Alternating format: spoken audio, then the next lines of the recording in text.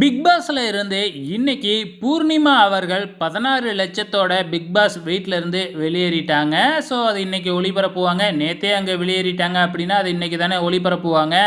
So நேத்தே மாயா பூர்ணிமா இவங்க 2 பேருமே வந்து பார்த்திங்கன்னா பயங்கரமாக டிஸ்கஸ் பண்ணிக்கிட்டு இருந்தாங்க. 12 லட்சம் வந்தப்பயே வந்து பார்த்திங்கன்னா எடுத்துடலாமா அப்படின்னு சொல்லி பூர்ணிமா கேட்டுக்கிட்டே இருந்தாங்க மாயா கிட்ட. ஆனால் மாயா இருந்துக்கிட்டு ஒரு நாள் வெயிட் பண்ணுங்க, நாளைக்கு வந்து 15 லட்சம் வர்றதுக்கு வாய்ப்பு இருக்குது, 15 லட்சம் வந்தால் நீங்கள் எடுங்க, நீங்கள் எடுக்கலைன்னா நான் எடுத்துருவேன் அப்படிங்கிற மாதிரி மாயா சொல்லிக்கிட்டே இருந்தாங்க.